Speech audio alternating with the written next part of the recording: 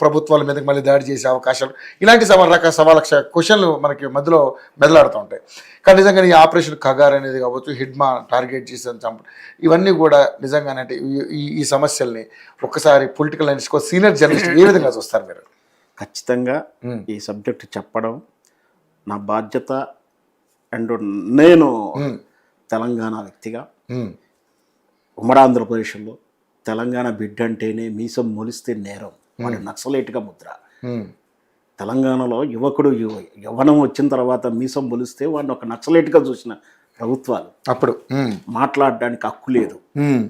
వాడు సామాన్యుడైనా సరే వాడిని నక్సలైట్గానే చూస్తే ఎక్కడికి వెళ్ళినా ఎవరు మీది, ఓహో కరీంనగరా, ఎర్రదలం అమేరు, అవహేళనతో చూసిన ప్రభుత్వాలు సంఘాలను చూసాం. ఇకపోతే టాపిక్లోకి, భారతీయ జనతా పార్టీ అంటే కొంచెం నాకు అందరికి కూడా అంటే మనం ఎదుగుతున్న క్రమంలో కొంచెం ఇంటలెక్చువల్స్ అన్నట్టుగానే కనిపిస్తుంది. అట్లానే ఏదో కాంగ్రెస్ను బీఆర్ఎస్ను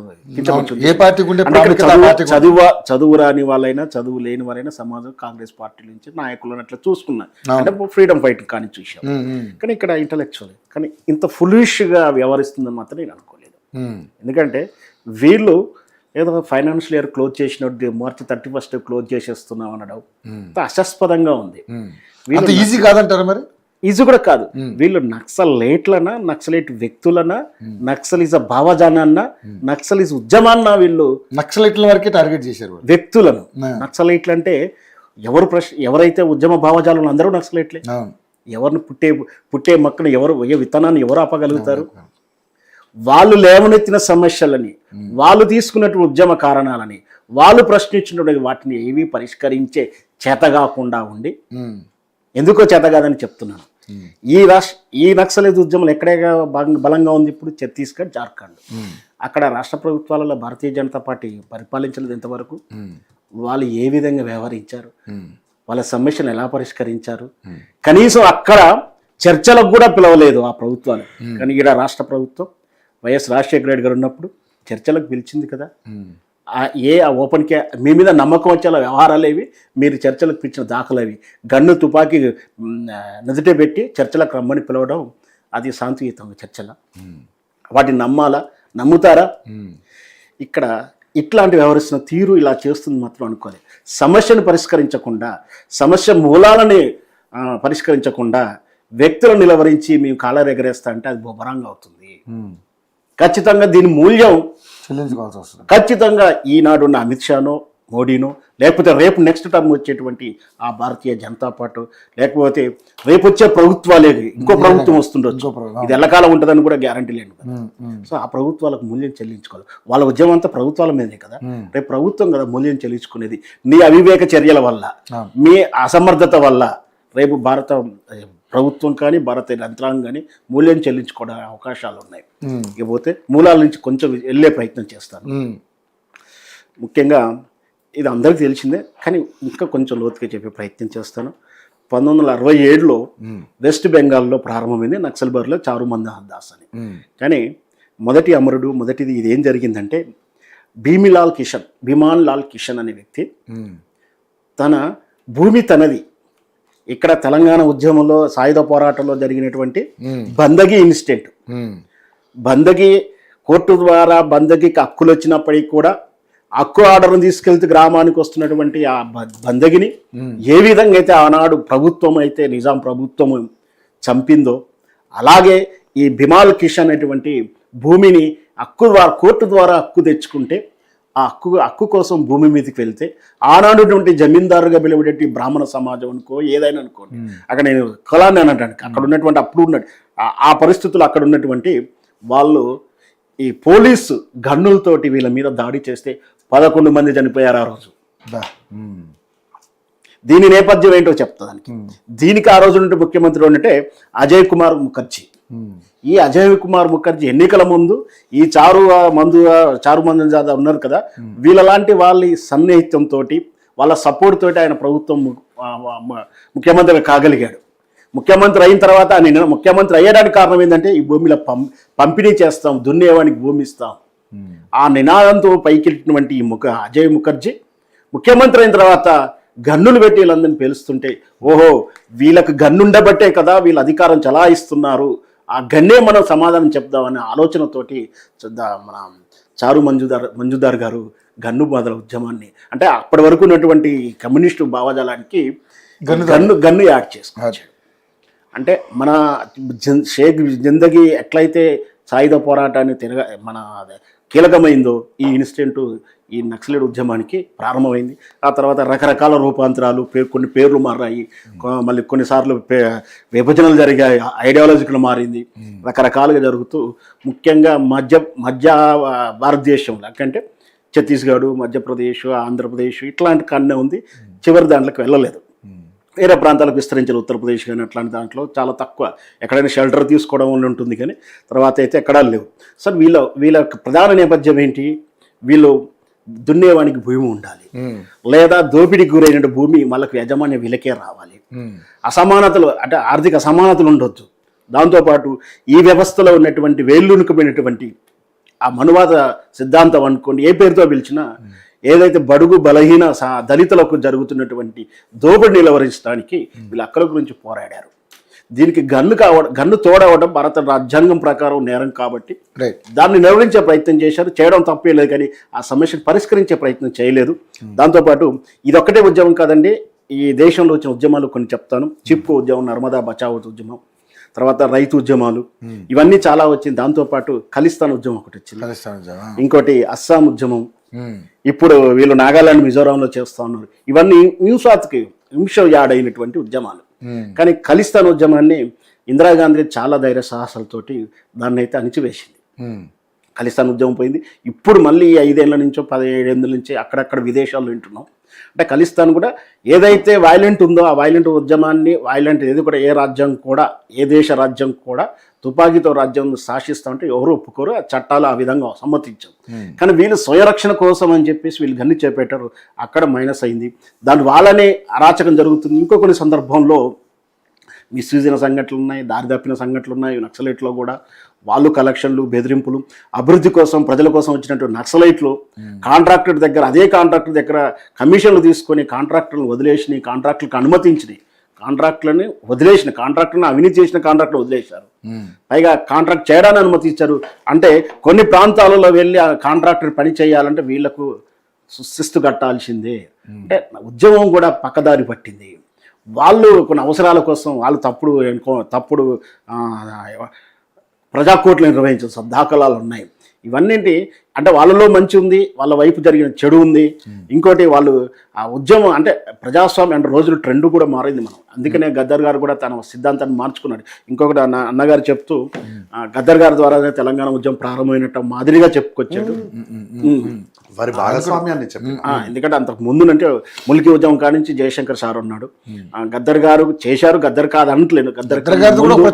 గద్దర్ గారి కన్నా ముందు మన మారోజు వీరన్న వీళ్ళు ప్రారంభించిన సూర్యాపేట అనుకుంటాను, అక్కడ వరంగల్ సభ నుంచి గద్దర్ గారు స్టేజ్ ఎక్కి మాట్లాడడం కానీ అంతమంది కానీ ఉంది సార్. ఏదైనా సరే గద్దర్ గారు కూడా ఉన్నారు, జయశంకర్ సార్ కూడా ఉన్నారు. అంటే 51 ములికి ఉద్యమం కాడి నుంచి ఉన్నాడు సార్. సో వాళ్ళను కూడా చెప్పుకుంటే బాగుండేదని ఉద్దేశం. ఇంకొకటి రెండవది అన్నిటికన్నా ముఖ్యం, ఈ భారతీయ జనతా పార్టీని అమిత్ షా నేపట్టినటువంటి కగారు కానీ వెలుగులో పుట్ట దగ్గర చేసినటువంటి అరాచకం అంతా కూడా నాకు నయీం సంఘటనతో పోల్చాల్సి వస్తుంది. నయీం సంఘటనలో ఏం జరిగింది అంటే అది బీఆర్ఎస్ పార్టీకి ప్రాబ్లం అయినప్పుడు ఆయన ఎలిమినేట్ చేశారు. నయీం వాళ్ళకి సమస్య అయినప్పుడు ఎలిమినేట్ చేశారు. ఎలిమినేట్ చేయడం అనేది సంఘ విద్రోహ శక్తి కాబట్టి చేయాలి, తప్పదు. ఇప్పుడే కాదు అసలు ఇప్పుడు చేయాలి. ఇప్పుడు ఇది కూడా వీళ్ళ అటవీ సంపద దోపకానికి అడ్డం వస్తుంది కాబట్టి వీళ్ళకు ఈ ఆపరేషన్ మొదలు అంటే వస్తున్నటువంటి విమర్శల్లో నిజం ఉందంటారు. నిజం ఖచ్చితంగా ఉంది, అబద్ధం ఎందుకు కాదంటే నేను అన్ని అది చెప్తాను ఇది చెప్తున్నాను కదా. నక్సలైట్ల తప్పులు నేను చెప్పాను కదా. అంటే సమస్య మూలాల నుంచి పరిష్కరించకుండా చేస్తే ఫలితాలు ఉండవని చెప్పడానికి ఇంకొక ఉదాహరణ చెప్తా. ఇప్పుడు ఈ రాష్ట్రంలో గుడంబా కాస్తున్నారండి ఎక్కడన్నా? విప్పసార సంబంధించిన కూడా అది ఆయన ఇంకోసారి కూడా. వేరు. గుడంబా కేసులు ఉన్నాయా? ఉంటాయి డెఫినెట్లీ ఉన్నాయి, గుడంబా కానీ పెద్దగా లేవు ఎక్కడక్కడ. ముఖ్యంగా గుడంబా అంటే మనకు బాగా గుర్తుకొచ్చేది ఓల్డ్ సిటీలో, కానీ ఈ రోజు ఉంది అక్కడ చాలా తక్కువ. ఇప్పుడు దొంగసారి అనేది అక్కడ లేదు. లేదు, ఎందుకు అంటే అక్కడ కేసీఆర్ అవలంబించిన పద్ధతి మెచ్చుకోవాలి. అలా సమస్యకు ఆర్థిక మూలాలకు వాళ్ళకి ఏర్పాటు చేయడం వల్ల గుడంబాకు వెళ్ళడానికి ఇష్టపడతలేదు ఈరోజు. అంటే ఈ రోజు పొద్దున కేసు అయితే బెయిల్ పోయి మళ్ళీ అంటే మళ్ళీ అదే స్టార్ట్ చేస్తారు. నేర స్వభావం అది. అనేది చాలా సందర్భంలో మర్డర్ చేసో, దోపిడీ చేసో, దొంగతనం చేసో జైలుకి వెళ్తే ఆ జైలుకి వెళ్ళిన కేసు ఖర్చుల కోసం మళ్ళీ దొంగతనాలు చేసిన సందర్భాలు ఉంటాయి.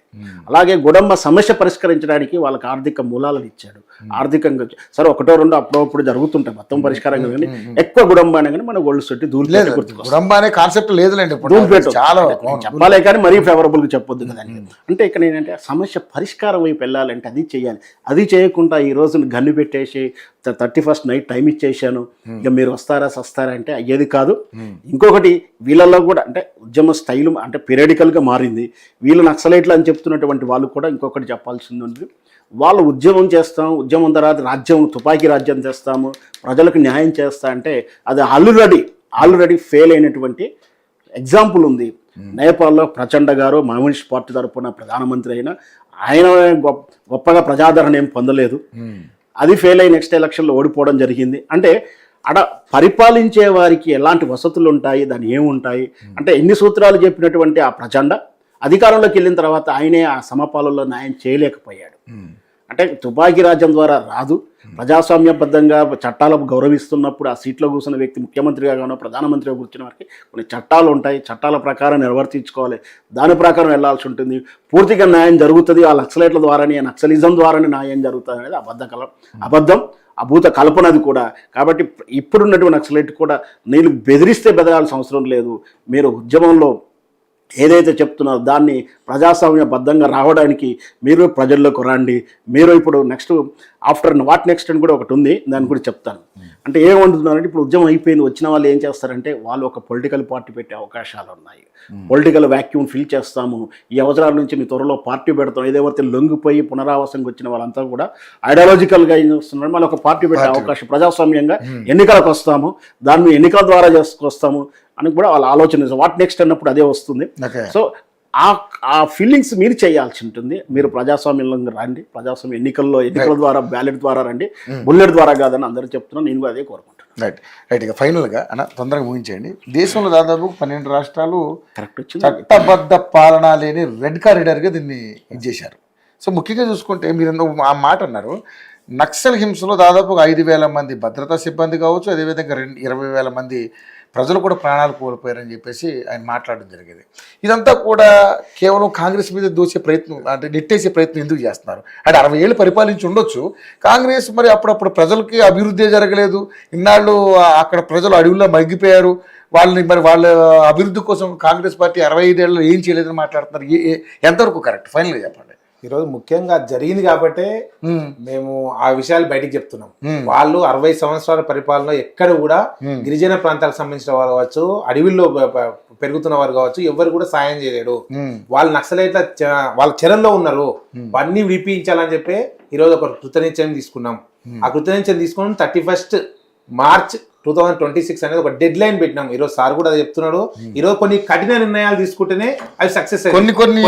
కేసీఆర్ గారు కూడా చేసిర్రు, ఆయన ఆవంలో ఏం జరగలేదని చెప్పి కూడా మనం కరెక్టే రాజన్న వీళ్ళందరూ కూడా మాట్లాడుకున్నాం. ఏం జరగలేదు కాదు, అంతమైందా లేదా అనేది మనం ముఖ్యం. ఈరోజు చాలా స్పష్టంగా చెప్తున్నా, మేము ఒక ఫైనల్ గా చెప్పే మాట ఏంటంటే, తుపాకులు వదలండి, తుపాకులు పట్టుకొని ప్రభుత్వాలను భయపడిస్తా అంటే ఈరోజు ఏదో అల్లాటప్ప సైలెంట్ గా జరిగే ప్రభుత్వం కాదు ఇది. మన్మోహన్ సింగ్ ప్రభుత్వం అనుకుంటున్నామో, శక్తివంతమైన నరేంద్ర మోడీ ప్రభుత్వం ఇది. ఎక్కడ ఉన్నా కూడా, ఏ అడవిలో దాక్కున్నా కూడా పట్టుకొని వస్తాం, బరాబర్ ప్రజల మధ్యలో నిలబెడతాం. నిజంగానే సేవ చేయాలని చెప్తున్నాను. ఇన్నేళ్ళు వాళ్ళ మీద మీకు ఒక రకమైనటువంటి ఇది లేదు, ఎందుకు నేనేమన్నా నిజంగానే మీకు సేవ చేయాలనుకుంటే ప్రజాస్వామ్యంలోకి రండి. ఈ రోజు ప్రజాపాలనలో మీరు ఒక బుల్లెట్ వదిలేసి బ్యాలెట్ రూపంలోకి రండి. మీరు ఎంపీలుగా, ఎమ్మెల్యేలుగా, ఎమ్మెల్సీగా పోటీ చేయండి. ఇస్తారు అవకాశాలు? గెలుస్తారు. ఎందుకే మీరు బరాబర్ ఇస్తారు ఇస్తాము. అవకాశాలు? నిన్న దేవ్జీ గారు లొంగిపోయాని స్పష్టమైన ఒక ఇంటర్వ్యూ చెప్పిన ఆయన, మేము మా యొక్క భావాజాలం కరెక్ట్ రాజా అన్నాడు, భావాజాలం ఎవరిది అంత ఈజీగా తొలగిపోదు అని చెప్పి. నిజంగానే ఎవరి భావాజాలం ఎవరు పోదు. ఈ రోజు నా భావాజాలం ఏబీవీ నుంచి ఆర్ఎస్ నుంచి వచ్చిన మీరు ఎవరు ఏం చెప్పినా కూడా నా భావాజాలాన్ని నేను పోగొట్టుకోలేడు. అన్న కూడా పోగొట్టుకోలేడు, సార్ కూడా పోగొట్టుకోలేడు, రాజన్న కూడా పోగొట్టుకోలేడు. మా భావాజాలాన్ని మేము చెప్తాము. దేవ్జీ కూడా ఒక మాట అన్నాడు, మేము మా భావజాలను వదిలేయము, పీడిత ప్రజల కోసం మేము మొదటగా మేము ప్రజల నుంచి పనిచేస్తున్నాం కాబట్టి ఖచ్చితంగా వాళ్ళ కోసం పనిచేస్తాం, ప్రజాస్వామ్యంలో పనిచేస్తాం అని చెప్పిండు. రండి ప్రజాస్వామ్యంలో పనిచేయమని చెప్పి చెప్తున్నాం కదా. మీ తుపాకులు వదలండి, ప్రభుత్వానికి సూచనలు చేయండి, కేంద్ర ప్రభుత్వం కావచ్చు రాష్ట్ర ప్రభుత్వం సూచనలు చేయండి, మీరు ప్రభుత్వం యొక్క పథకాలను ప్రజలకు చెప్పండి. ఇవన్నీ చెప్పుకుంటే ప్రజలతో కలిసి బతకండి అని చెప్పి మేము పిలుపునిస్తున్నాం. మీ ఇష్టారాతిగా ఇంకా ఉంటాం, ఎక్కడెక్కడో దాక్కుంటామంటే నరేంద్ర మోడీ అమిత్ షా యొక్క ప్రభుత్వాలు మాత్రం ఖచ్చితంగా వదలవు. ఈరోజు అర్ధరాత్రి వరకు ఫుల్ కూపింగ్ జరుగుతుంది. అందరినీ కూడా ఒకవేళ చర్చలకు వస్తే గన్లతో వచ్చి చర్చలు చేయాలని చెప్పి రాష్ట్ర కేంద్ర ప్రభుత్వాలు కోరుతున్నాయి. చర్చలకు రండి, జనజీవన సమంతలో కలవండి. ఈరోజు ఎందుకంటే ఊరుకునే ప్రభుత్వం కాదు ఇది, కఠిన నిర్ణయాలు తీసుకుంటేనే వీళ్ళందరూ వింటారు. రేపు పొద్దున రాబోయే తరానికి ఖచ్చితంగా ఒక మంచి మెసేజ్ ఇవ్వాలి. నక్సలిజం పూర్తిగా అంతమైందనంటే ఇలాంటి నిర్ణయాలు తీసుకుంటే నక్సలిజం అంతమవుతామని చెప్పి ఒక దృఢమైన నిశ్చయంతో ఈ కార్యక్రమం ముందుకు తీసుకున్నాం. ఈ దానిలో మేము విజయం సాధించామని చెప్పి మొత్తం అంతా మేము అమిత్ షా గారు ఇంకో మాట కూడా మాట్లాడారు, నక్సలిజం అనేది అభివృద్ధి కోసం పుట్టింది